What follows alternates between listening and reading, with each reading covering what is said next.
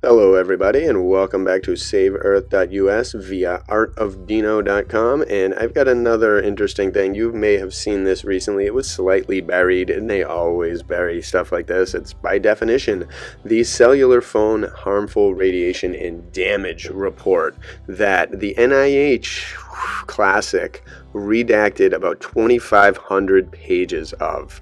The research, the science doesn't matter to you. It only matters to no one, really, apparently, because they don't want anyone to see anything relating to this. And so as a result, I'm just going to go tell a couple stories about my cell phone experience and the things that really made me despise cell phones. I'm one of the least responsive people. I've got probably the lowest amount of minutes used on anyone in the world's cell phone, in America at least. I just hate it. I treat it like the plague, and I always have. And it happened ever since the first time I ever saw one, when my cousin had one in the 80s or 90s, when I was very young. I was probably about 8 years old, and I saw one, and one of the first things he said was, "Yeah, it's great, but it will probably give me brain damage and a tumor." And he hasn't, thankfully, knock on wood, to this day, that hasn't happened, but maybe he's also kind of known that as well. But that stuck with me because he was an older cousin and he was very smart. But listen to this quote: "If you find a smoking gun, as NTP did, when it found clear evidence that wireless radiation was linked to cancer and DNA damage, you don't just walk away. You find out why the gun was smoking. So the basic fact that the research was stopped is deeply disturbing. We believe the public deserves to know exactly why they decided to stop and whether the wireless industry had anything to do with it." Of course they did. Beyond that, we just care about the research getting started again. And that is, of course, what needs to happen, because this is absolutely disgraceful how they could do 2,500 pages and redact every single one of them. And I'm going to show you what that looks like in fast speed here as I tell the stories. So I've told you to the first time I ever saw a cell phone, and it immediately put that thought into my head that these are dangerous. So every time I use a cell phone, even today, I put it away. I never hold it near my head. I never put it on my body. I never hold it on my body. If it's on my body, it is off. And that's just the way it is. And every time I even have to use it, I think of it as I'm sacrificing a bit of my life force for this. And then I put it away and keep it far away. And I recommend that to everyone.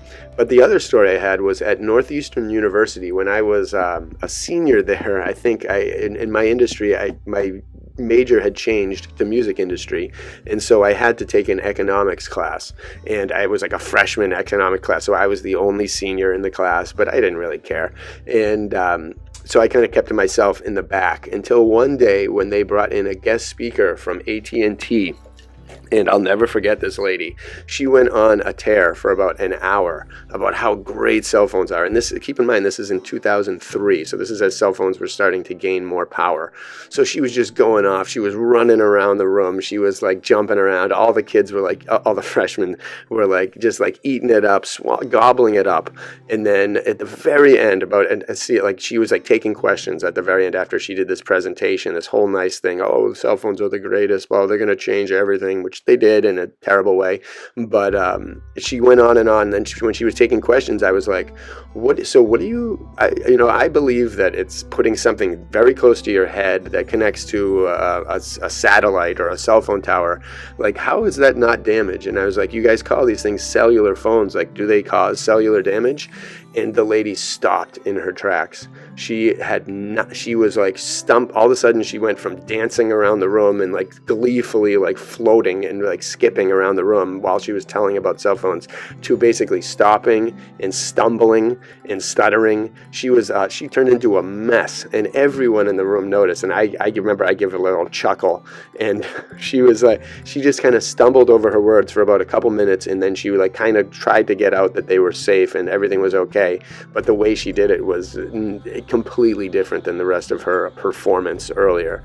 So it was really obvious and really pathetic, and I hope other people in the class got it. I doubt anyone did or changed their ways or anything, but maybe someone in that class witnessed that and considered it, because from then on I knew that there was something wrong, and I knew that lady knew too, which means that they all know.